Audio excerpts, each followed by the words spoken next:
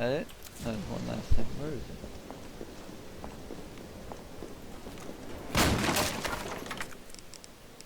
Put these two together. Oh, no.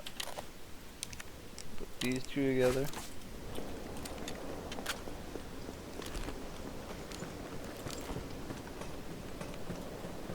I'm a bit nervous.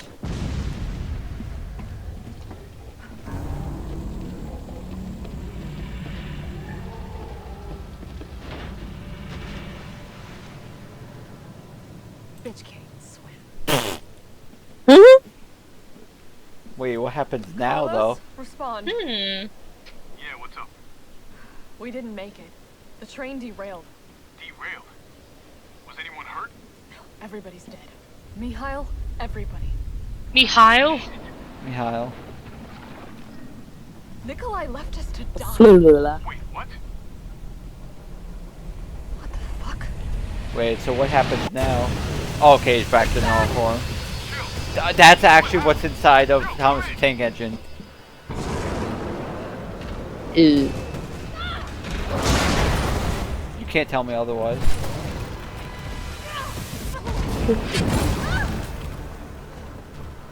I feel like he needs to do something to clean out his house.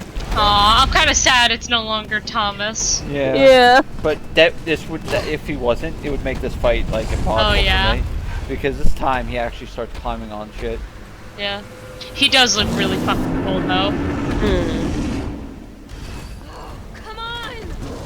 The fuck is that thing? What is this?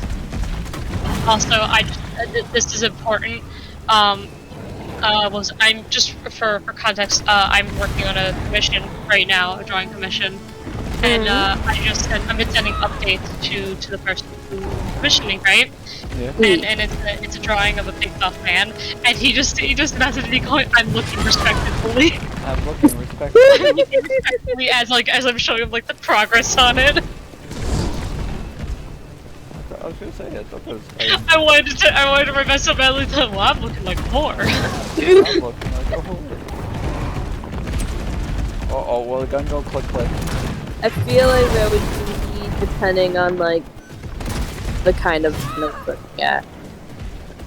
What? I said that would be me depending on the kind of man I'm looking at. I mean, I think you'd appreciate this one. Yes. Oh, I just want my item. Big buff man, you know? Oh, Yes. it bit me. I definitely do enjoy big buff. Big buff man. Big buff individual. It's just beautiful. It's a beautiful sight. Oh my! I just enjoy a big buff individual. Yeah. Of any gender, really. If it's like if it's a Look at Noi person, from Dora Hedoro. Exactly. if it's a person with the capability to like carry me off into the sunset, it's like If it's a person capable of bench pressing me, I wouldn't mind that actually. I'd be totally fine with that. you'd just be like, "Would you like to run away with me?" Okay. Okay. No hesitation. Okay. No, it's the. Oh my god, especially if it's like they have long, flowing, beautiful hair. Flowing in the and it looks like you know those anime scenes where like the dreamy guy is looking at somebody and just like circles and heavens align and everything and they tell you something and you're just like, okay. Okay. That would be me, just like, okay. I wish I had my sound pad working because I'd listen to the okay. I'd just be like, I don't know what you said, but alright. That reminds me of the it's the John Mulaney bit where he's talking about meeting Bill Clinton. Oh. And he complimented him on his button and he just like say pretend as a kid be like, you can do whatever you want. And then he goes and like he's like it appears he took my advice seriously. And just poof. Uh-oh. That's not good on health. I really love this farm. It's so cool. It's very dog-like. Yeah. Like, listen, I'm a sucker for any, like, beast creature, you know what I mean? Like, they're so cool. Like, I honestly, like, I think it's, like, the anatomy of it I just really love, you know? Like, seeing how they walk and how they maneuver. No. It's not a furry thing. I know. I love bestial forms of creatures. I just like annoying you. Wait, I'm a furry too. Yeah, I know. Yeah, for me it's like, cause I've always fucking loved. Oh, I thought I went in the house. There we go. I go. Hell yeah. Let's do this. I know for me it's like when when like I look back on my childhood and I think of like a lot of the things that I liked and how like treated them featured animals in a certain way. Yeah. It's like I look back on it and I think to myself, how did I not know?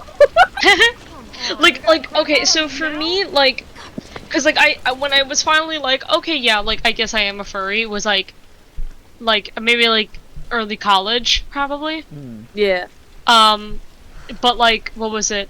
Like, cause I don't know, I've always enjoyed animal characters. I always thought animal characters were more fun over human characters, right? Yeah. Like, even with the movies that I grew up with as a kid, like almost all the movies that I had, like whether it was Disney or you know, like any animated film, I didn't grow up with the princess films, you know? Yeah.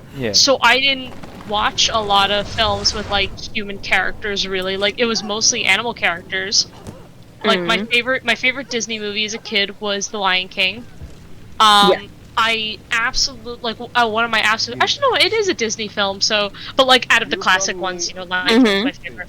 But one of my absolute favorite films as a child was Oliver and Company. I love. Ooh. Yeah. Oh, Oliver and Company is such a.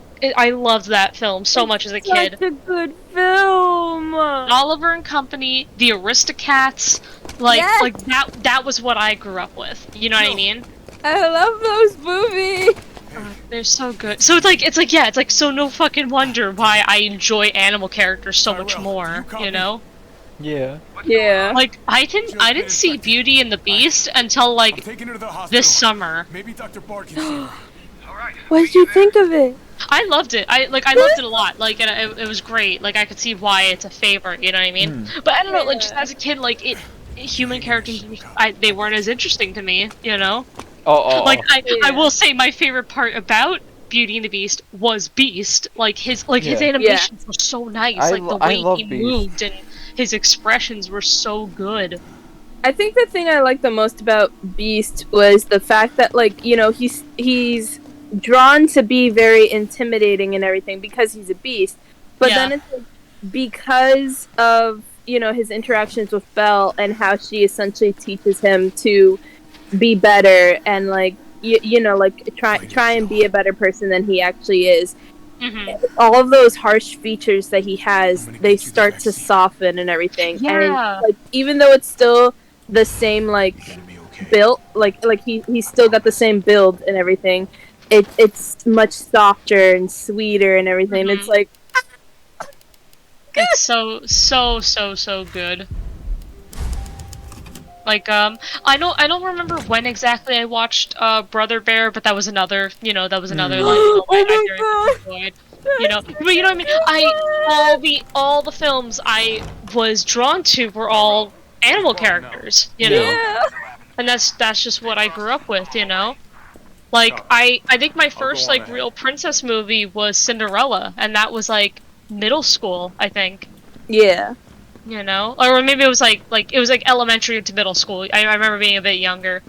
But you know what I mean? I've never seen The Little Mermaid.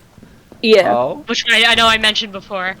I do want to. Obviously, I would love to actually be able to like sit through it. You know? We should have like a day where we just binge a lot of like older, better Disney movies. Yes, the superior Disney films. Yes. We honestly should. Like.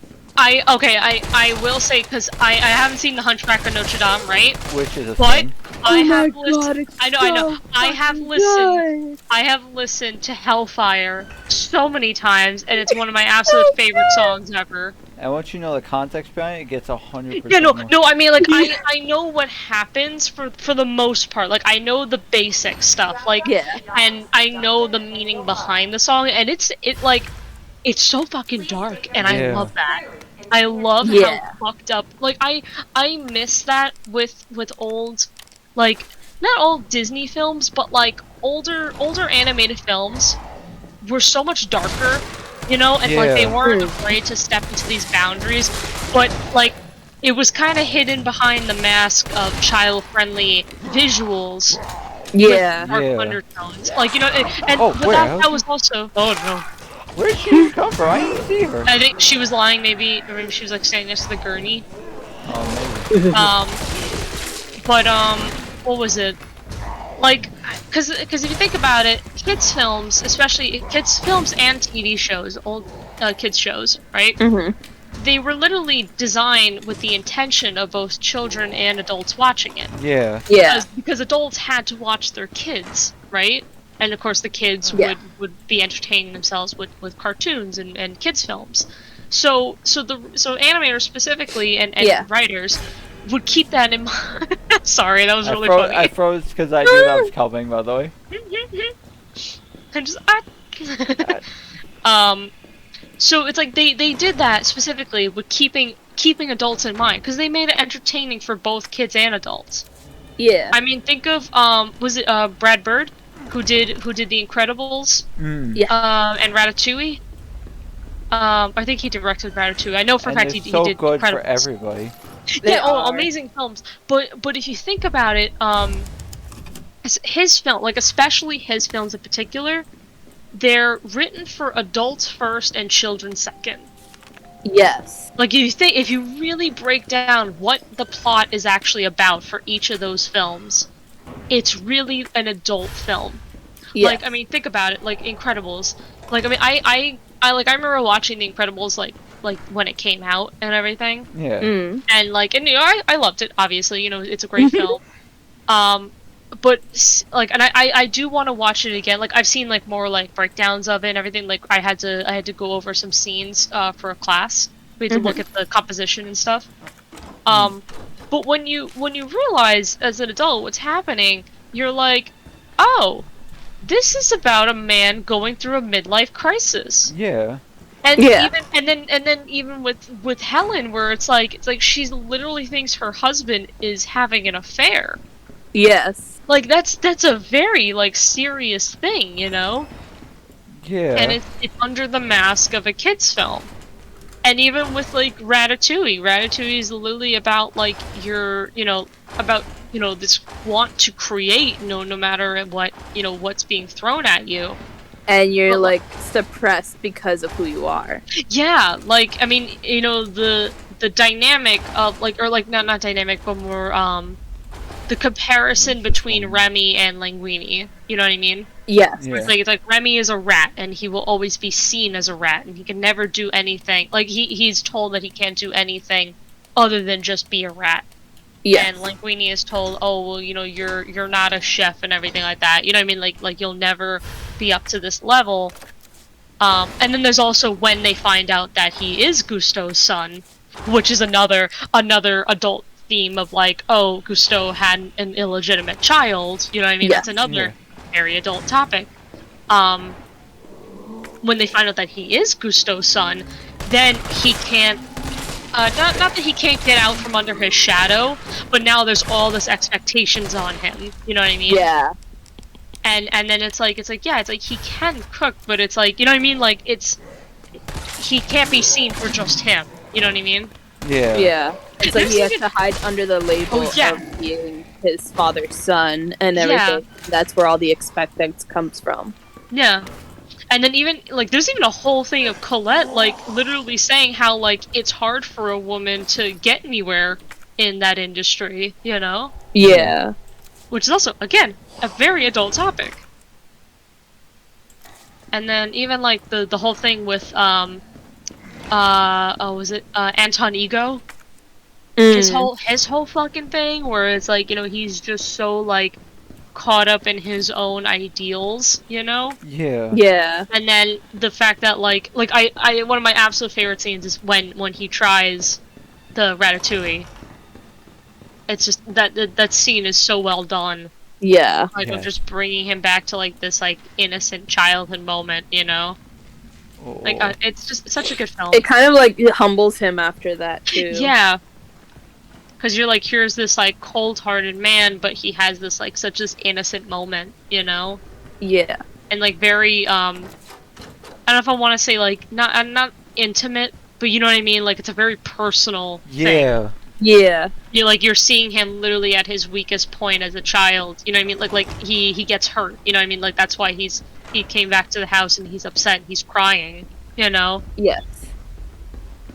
And it's like this I'm a bit one lost. little meal, which is a peasant dish. You know what I mean? Like it's nothing fancy. It's nothing insanely special. Like it's you know enough what I mean? to make him happy because it's like a meal that was prepared by like his mother and with love and everything, and Yeah. it was simple and it was cute. I love that scene so much. Like that's like a scene that like gives you like chills. You know? Yeah. That's honestly what makes me so mad about like current Disney, Mhm. because it's like anything good right now that they're putting out, it's technically not even theirs. It's Pixar. Like Yeah. Oh, you know, is the one Pixar putting has out the been good work. doing great.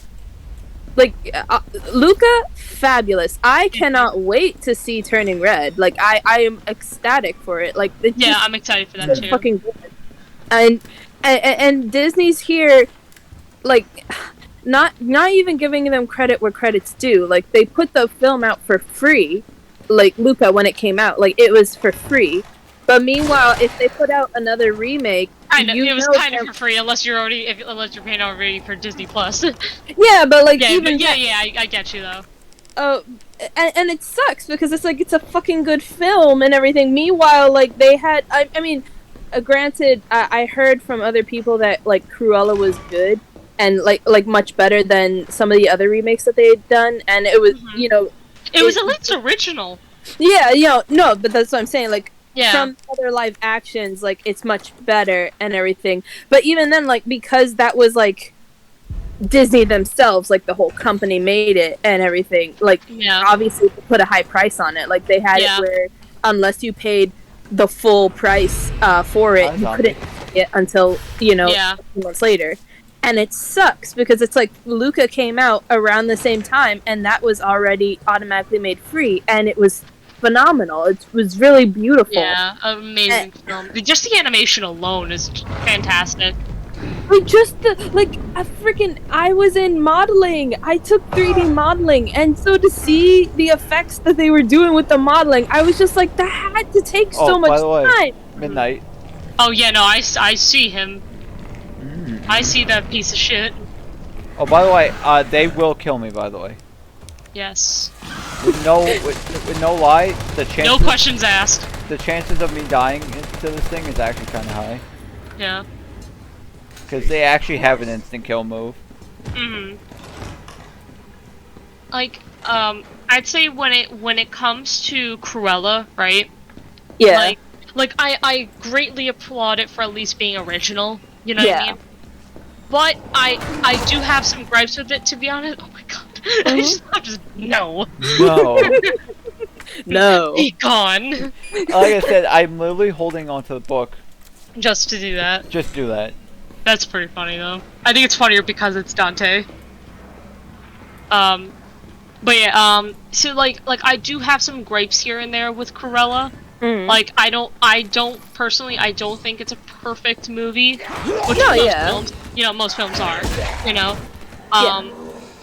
But Oh my the only god. thing, the only thing I really don't like about it is that it's oh my god, it still seems like it's trying to like hide under the guise of the original 101 I'm dead. Dalmatians. I'm dead. Yeah. I'm dead. Oh, yep, there you go. It's like Well, first death though. First death. That's pretty good though. I mean, I like the angle they're going with the character and kind of exploring how she came to be. Yeah. But I feel like like compare this Cruella with the original live action 101 Cruella. Oh, I love that Cruella so much. She was such a good Cruella. Like, I loved her. Like, I feel like, I mean, granted, I've never read the books. All I really have to go off of is like the original animated movie because I loved that one. So for all I know, like the book character could be completely different from like Disney's interpretation of her. But even then, like, you know, for Disney, when they put the basis for the character, they made it very apparent that she is a woman that like loves furs and things, and very eccentric, and she's very willing to do anything she can for furs and stuff, even if it means she's like, her, you know, like vanity is her entire gig. It's, you know, it's just about how to make myself be superior to others, you know. And it feels like, I mean, again, I haven't seen this Cruella, but from what I've like seen people talk about and like criticize, it feels like they kind of tried to steer away from that narrative. Oh no, they 1000% did. Yeah. But it's like, again, like I get it, it's a new direction. Yeah. But because it, like, this is where the problems come in. It's like, okay, cool, if you want to make this new version of Cruella, like, more like an alternate universe Cruella, right? Yeah. You can do that, but you can't do that while also constantly tying it into 101, the original 101 Dalmatians. Yeah. They do a lot throughout the entire film. Like, they're constant, like they essentially took the original film and they're like, okay, well, we have to explain everything that happens, like, to the point of, like, literally explaining where the name comes from, and, like every little thing that she did in the original film, they're like, oh, well, we have to give an explanation for that. When but it's then like, that doesn't make any sense, that she's a fur-loving, like we've been shown, like, one thing I really loved in the live-action one was, like, the part where they mention the tiger had gone missing, and then right away it's brought to her it's brought right to her, and she's admiring it, and she's not even talking about the animal, she's admiring the fur itself and how it looks on her and everything, and it's like, what a fucking power move to have the to, like, and it was in a zoo, to kill an animal that was in a zoo and have it brought to your house and not even care if you get caught. Like, big ass power move, and it made her so much more intimidating. Yeah, because like, you're like, oh my god, like, she can just get away with this shit. That's insane. Yeah, especially like it wasn't even like a regular tiger. It was like a rare white Bengal tiger, and it's like that is something that probably a lot of people wouldn't get away with. And here's this woman getting away with it and being a big power move. I loved it. Yeah. Because it's like, it makes you be like, well, this fucking bitch, you know, like, you're just like, how dare you? Like I said, it's like I admire their creative liberty with going with this different angle with Cruella, but I feel like, again, it's like, if you're gonna do it, stick with it. Like, stop trying to do both at the same time. Like, because the whole time, like, they're being like, oh, like, it's like they're essentially going throughout the entire film, oh, remember the original film? Oh, you remember this, right? Oh, well, here's this. Like, you remember that, right? And it's like, we get it. It's 101 Dalmatians, we get it.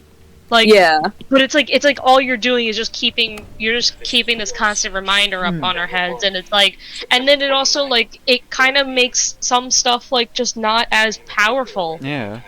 Like, if anything, like, some of the decision making of why she's doing things, like, if you're drawing the conclusion that this is the reason for why she does things in the original film, right?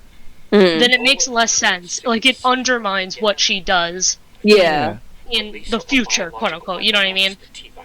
Like, because it's like wait, like how she treats her lackeys, where in the original film, it's like, oh, she screams at them, she's horrible to them, and all this stuff. And then in the new one, they're like, oh, well, they grew up together and everything, like, you know, they were, you know, they've been together since they were little kids and all this stuff, you know what I mean? So it's like, wait, so like, why is she treating them like, you know, why is she just a bitch to them later? Like, what? It's like it makes no sense. But I don't know, like I said, I admire it. And like I understand it's like you know what, like you tried at least, and I admire that. But it's like you can't have both. You know what I mean? Yeah. You just stick with it. Like it seems like they were doing it and they were kind of scared. Like it's like they're just dipping a little bit into the water, and they're like, well, we're not gonna just dive right in. You know what I mean? I feel like with Disney lately, it's gotten to the point where like I don't. It feels like because of the fact that they don't really have the same team that they used to, which, by the way, kind of their fault. Oh yeah, 1000%. Like all of a sudden now they kind of. It feels like they're scrambling to try and find original stories now, and so because of that, that's why we're getting so much rehashed stuff.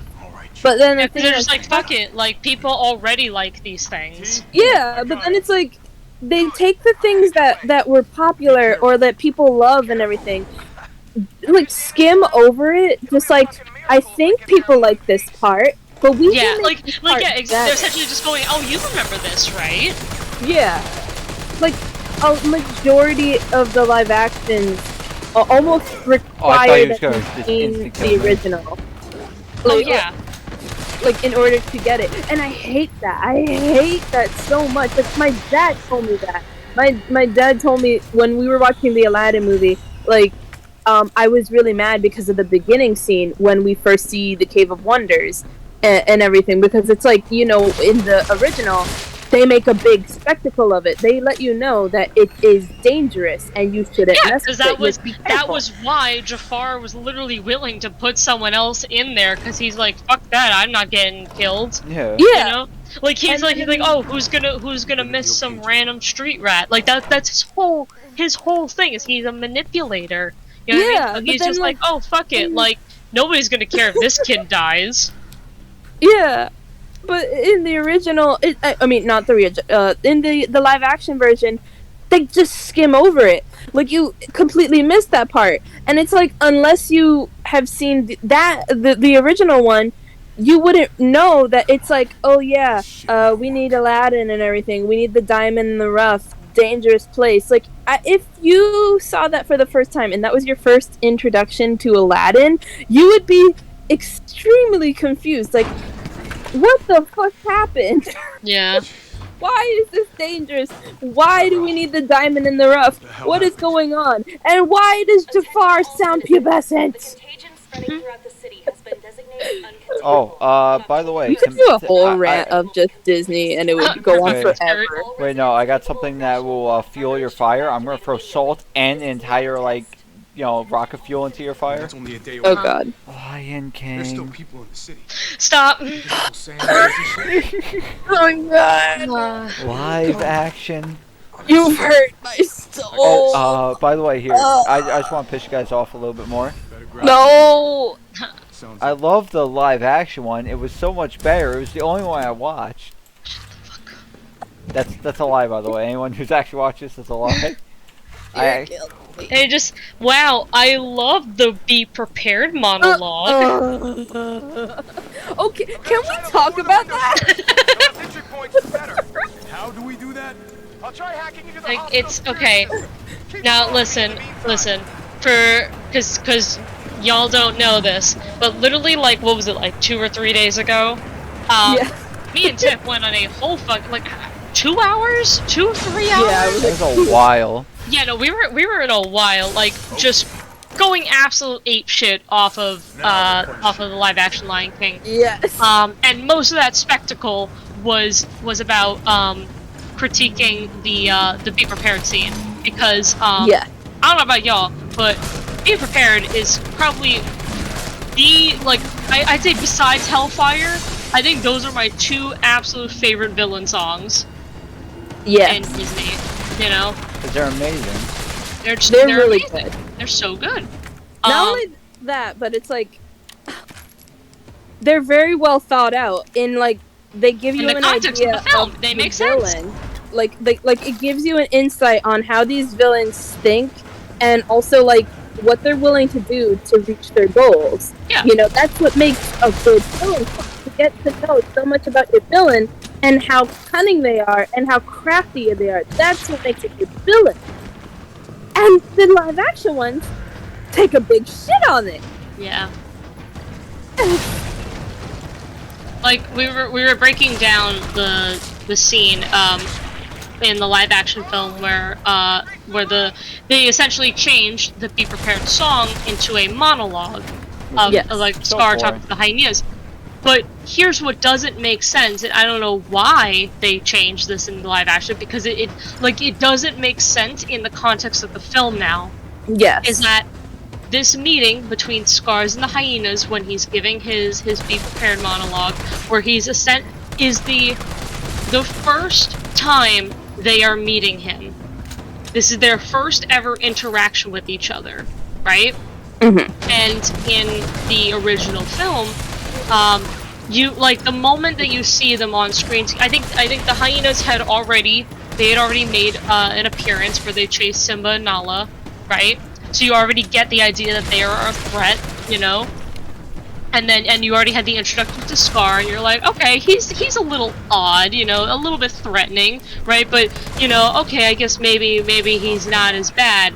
And then when you have the scene, this film explicitly shows you, no, these two groups are in cahoots. They are working together, you know? So you get this establishment of like, there's a history here, where they have seemingly been working together for a good while now. Yeah. Because they're very well acquainted with each other's attitudes and their personalities. You know what I mean? Yes. Like, they're already, like, intimidated by Scar, knowing, hey, let's not fuck with him. You know what I mean? Not only like, that, well, but it's like, because of the fact that, like, it's established off the bat that they've known each other for a while, it's also established that Scar, whenever he can, like, he brings them food and everything, and they rely on that. Yeah. So that is just another step in them knowing that they can trust him because they know that he can supply them with food. Yeah. They're already gaining something from this relationship. Yeah. You know, they're gaining food, and he has his little henchmen. You know, and that's another thing that the film makes apparent, that, like, I guess I never realized it as a kid, but you see it very much as an adult. Is that obviously Scar's whole character is that he's a manipulator. Like, that's his entire thing, right? Mm-hmm. And the way that the film makes the dynamic between him and Mufasa and why he is the way he is because their design. The way that they're designed is so drastically different from each other. Because Mufasa is this massive lion, you know, like this big, powerful lion that can absolutely kill anything. You know what I mean? Yes. And Scar is a very scrawny lion, you know? Which is why he relies on his brains and his manipulation to get what he wants. He even mentions it too in the film. Yeah, he mentions it many times, you know? And which is why he gets the hyenas to do this, you know, because he knows he can't take out Mufasa. So he relies on the hyenas, you know? So where this contrasts with the live action film is that right off the bat, there's no established relationship here. They don't know who the fuck this guy is, and he just walks up to them. A scrawny-ass lion walks up to them with no food, might I say. He has no bargaining chips on him. And he just straight up tells them, yeah, Mufasa sucks. Why don't we kill him?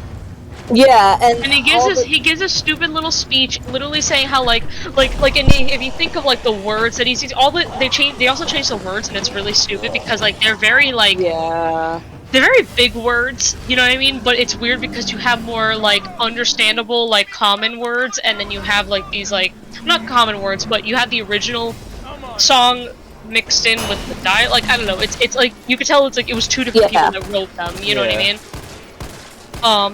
But like the part where he says like, like I'm seen for the one like what the original was. Yeah, exactly. Like there's one line where he goes the king respected, saluted, and seen for the wonder I am, right?